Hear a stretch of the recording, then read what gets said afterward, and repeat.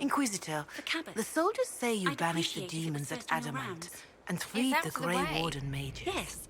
I understand from Sister Liliana that the truth is somewhat more complex, but no less extraordinary. She said that you spoke with a figure in the Fade that seemed to be the soul of Divine Justina.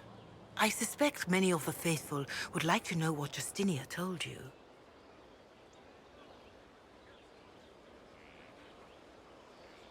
It wasn't Justina, just a spirit imitating her. Whatever she said is irrelevant. Those who have been cast down, the demons who would be gods, began to whisper to men from their tombs within the earth. And the men of Tevinter heard, and raised altars to the pretender gods once more. A verse from the Canticle of Threnodies, reminding us quite wisely to avoid the whispers of demons. Now, is there anything I can help you with? Can you tell me how our people are doing? What would you like to know? How are our forces at Skyhold doing? We have many injured. The siege of Adamant was brutal for all involved. Even so, more flock to your banner. They have heard that the Inquisition defeated the legendary Grey Wardens.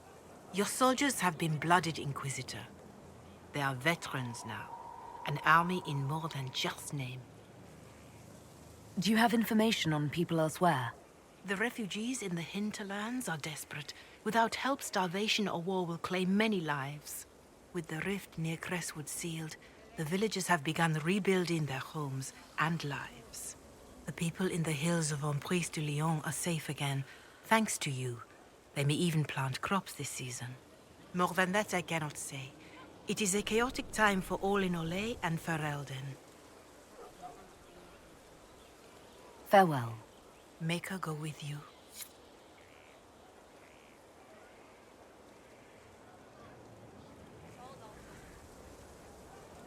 Inquisitor? Growing up Dalish, I heard little about your chantry. Can you tell me about it? Of course. Too many think that the chant of light should only be sung by humans. The truth is that knowledge of the Maker and Andraste should be open to all who wish to learn of him. We believe the Maker created us, and that mankind's sinful nature caused him to turn away. With Andraste's blessing, the Maker will forgive mankind once the chant of light is sung from all corners of this world. What is your stance on magic? Andraste put it simply. Magic must serve man, not rule over him. However, those words must be put into the proper historical context. Andraste led a rebellion against the Tevinter Imperium, whose magisters controlled most of the world at the time. Even then, she never called for all mages to be put to death. She believed in peaceful coexistence. I don't recall the chantry being as tolerant of magic as you describe. No. The chantry is an imperfect vessel, pulled in every direction by those who would steer its course. Yet the Templars rebelled precisely because Divine Justina was not restrictive enough. Perhaps the Inquisition will find a better way. Why does the chantry allow only human women to become priestesses? The official doctrine is that elves and dwarves have turned further from the Maker than humanity. And as for men, the chant holds that they are more vulnerable to anger or passion. But in truth, it is simply political, added after Andraste's death, like too many of our beliefs. If you don't believe these restrictions are what Andraste wanted, why haven't you tried to change them? Has the current state of the world not taught you the folly of fighting too many battles at once? I chose to use what power I had to help peasants forgotten by the nobles of Olay. I believed there would be time to address their inequality under the chantry once we had saved them from starving. There were calls for an exalted march to put down the Mage Rebellion. What was your opinion? It was ignorant gossip. An exalted march only succeeds when it carries the will of the people. Even then, it cannot be undertaken lightly. People are too easily frightened. We cannot destroy everything they fear. An exalted march is justified only against a true threat to this whole world. It is an offense to the Maker to use it as a political bludgeon or as a means of spreading the chant of light. A pity voices like yours were not louder when an exalted march crushed my people. That is a hotly debated matter in some circles of the Chantry. Your people had conquered Montsemerd and threatened Valreo itself. They were not helpless victims. But even then, Orlais was the only nation to provide troops. It was hardly an exalted march of all the faithful. The Maker wishes his world to spread by example, not by war. We win no converts with blood. Farewell. Farewell. Herald of Andraste. Can you tell me about the original Inquisition? The original Inquisition was formed after the First Blight, well before the Chantry as we know it. The Inquisitors were hunters, zealots, who tracked and killed cultists and dangerous mages. As Andraste rose to power, the Inquisition came into her service. Instead of hunting those who would do harm, the Inquisitors spread the chant of light by force.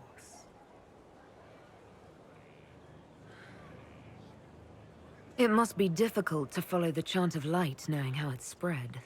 Indeed.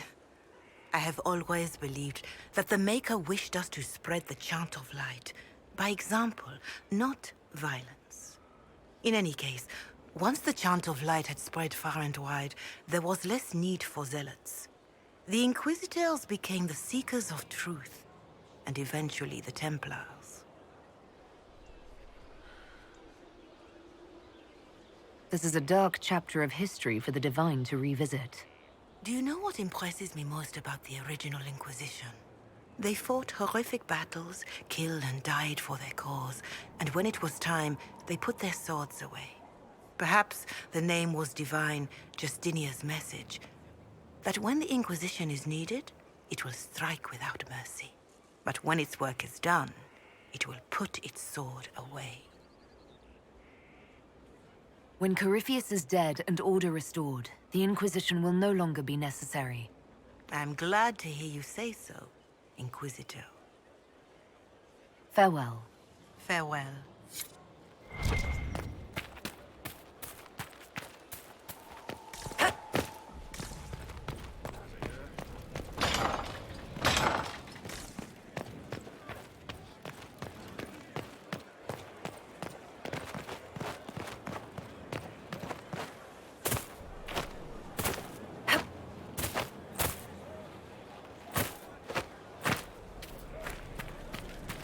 A place to save lives. What could be more important?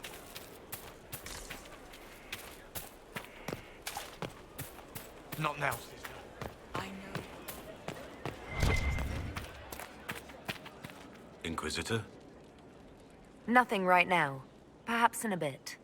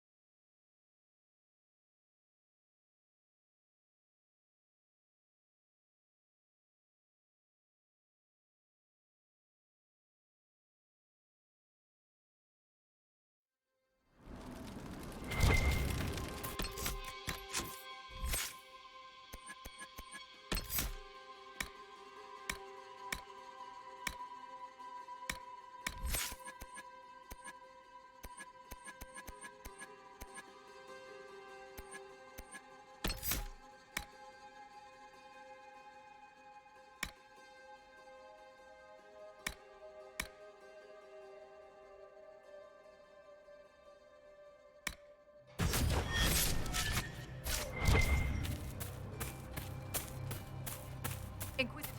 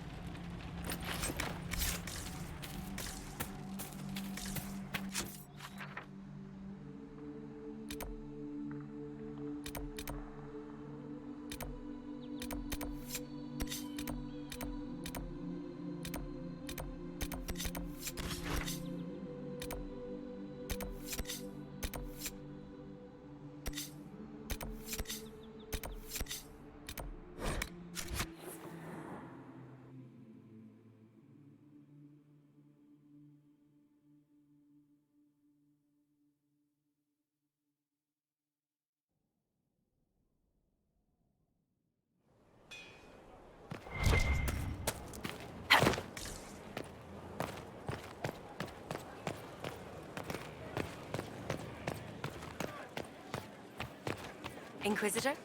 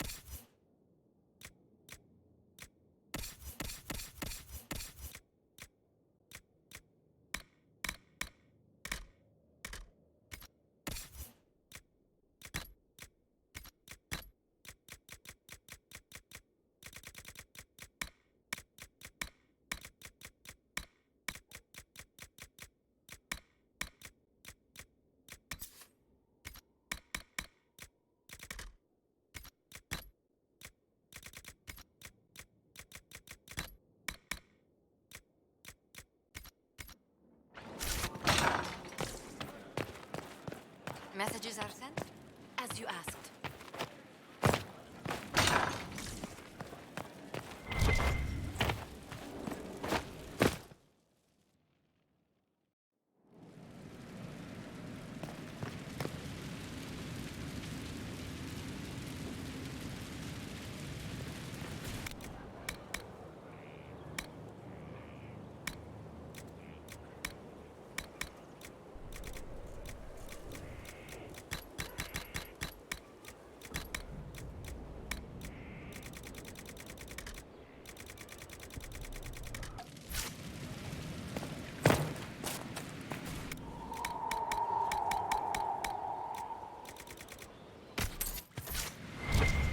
A nice...